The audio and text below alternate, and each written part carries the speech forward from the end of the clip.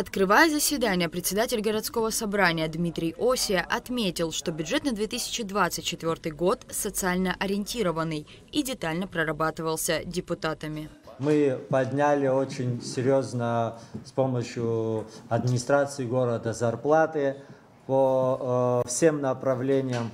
Это и национальная экономика, и жилищно-коммунальное хозяйство, образование, здравоохранение. Было поднято практически на 50% социальные выплаты. Это очень хорошая тенденция. Председатель комиссии по образованию, науке, культуре и религии Асида Дбар в свою очередь отметила, что особенно важно объявление следующего года годом образования. Она также отметила приоритетные направления работы в сфере образования, в частности, большую цифровизацию школьного обучения и льготы для учителей.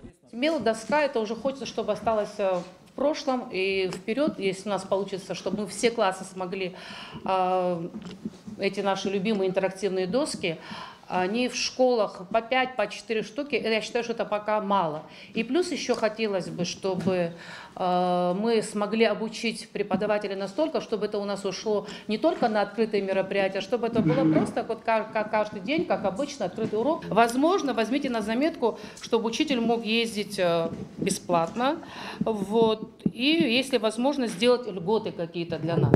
Председатель комиссии по делам молодежи и туризму Инал Тужба подчеркнул, что количество мероприятий для молодого поколения было увеличено, как и порядком улучшено их качество. Сумма затрат на спортивные мероприятия. Администрация пришла на встречу, спортивные мероприятия в этом году были увеличены на 3 миллиона, что не может не радовать. Сумма на молодежные мероприятия в этом году осталась прежней, как и в прошлом году.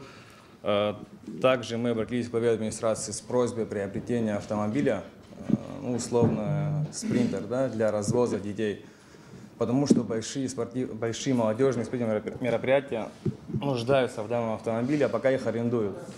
Глава администрации пошел нам навстречу, за это отдельная благодарность. Было отмечено ранее, что заработная плата также увеличилась. Дмитрий Осия также рассказал о бюджетных составляющих комиссии здравоохранения и жилищно-коммунального хозяйства. По здравоохранению бюджет увеличился по сравнению с началом 2023 года, год назад, которую мы сумму принимали в бюджет тогда на 2023 год, на 36 миллионов рублей. Это достаточно существенное увеличение. Также хотелось сказать жилищно-коммунальному хозяйству. Там проблем много, увеличение идет на 103 миллиона рублей. Это рекордное увеличение от года в году. Мэр столицы Беслан Эшба проинформировал депутатов собрания, что помимо работы в сфере образования, также планируется большая работа по линии здравоохранения. Подняли оклады да, для обычного работника. Наверное, существующие оклады и премии он воспринимал как заработную плату, как должное, но мы с вами в этом плане не имеем права ошибаться, поэтому оклад увеличен вдвое, плюс из премиальной части уже суммированные добавлено 30%, правильно? То есть, если он раньше получал там 8 тысяч рублей, и к 8 тысячам там мы добавляли 100%, то сейчас, получая 16, к 16 добавляется 30%. То есть, в любом случае идет существенное увеличение. По всем остальным вопросам, я думаю, что те обещания, которые дает администрация, мы стараемся их выполнять. Это касается приобретения автомобиля для управления молодежи и спорта. Также ставился вопрос по поводу приобретения автомобиля в поликлинике, потому что есть адресные люди, которые болеют, и надо обязательно, чтобы доктора посещали их. Все обязательства, я уверен, мы выполним, может, даже и в самом начале первого квартала.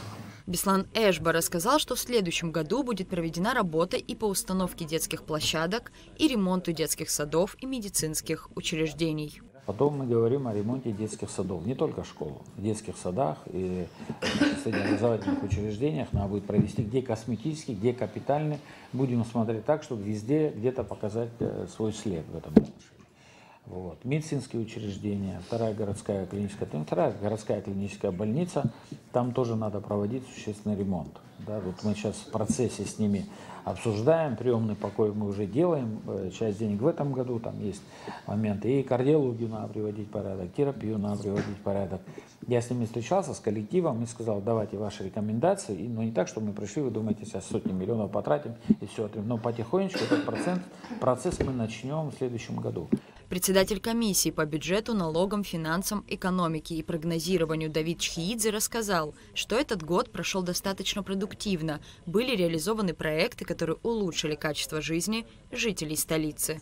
У нас 2024 год прогнозируется увеличение доходов по отношению к 2023 году. Это на 220 миллионов рублей, 577 тысяч. В проекте бюджета на 2024 год предусмотрены средства у нас на социальную сферу, образование, культуру, спорт и другие социальные расходы, на поддержку горожан и по линии здравоохранения. Также хочу отметить, что администрация сосредоточена и на строительстве, на ремонте дорог, на покупке спецтехники. В 2024 году Бюджет на 2024 год был принят единогласно во втором окончательном чтении. Также Беслан Эшба рассказал об итогах встречи в Общественной палате, которая прошла накануне и была посвящена проблемам энергетики. У нас порядка 5 понижающих станций по городу. Сухум-1, Сухум-2, Баслат, Синоп и Ипит. Да, и что на самом деле свободных мощностей нету для того, чтобы там кого-то из больших предприятий приглашать, организовывать какой-то бизнес, предлагать, допустим, да, Сухум как площадку. Хотя на станции Сухум-1 там ведутся работы по увеличению мощностей и есть немножко в Синопе. Вот. Ну, это как бы есть такая первая была история. Потом сказал, что есть у нас 9 распред-сетей и 325 трансформаторных подстанций, которые находятся в неудовлетворительном состоянии, большинство из них. Некоторые под замену, а некоторые надо проводить капитальный ремонт, а некоторые вообще перестраивать. Там есть кирпичные, надо их переводить в КТПН, уже такие сборно-разборные так называемые станции. Поэтому было дано поручение произвести подсчеты, сколько же это дело у нас стоит для того, чтобы привести сети в порядок. На тот момент, это было конец лета, где-то август, 920 миллионов рублей была выведена цифра. Вот. Сейчас это, наверное, ну, если это превращать все в проектно-сметную документацию, там налоговая составляющая, будут работы, виды и так далее. Плюс еще специальную технику надо купить, отдельный список есть на 120 миллионов рублей, который надо все это дело потом правильно обслуживать, а не так наскоком, как у нас сейчас и с техникой проблемы есть и все.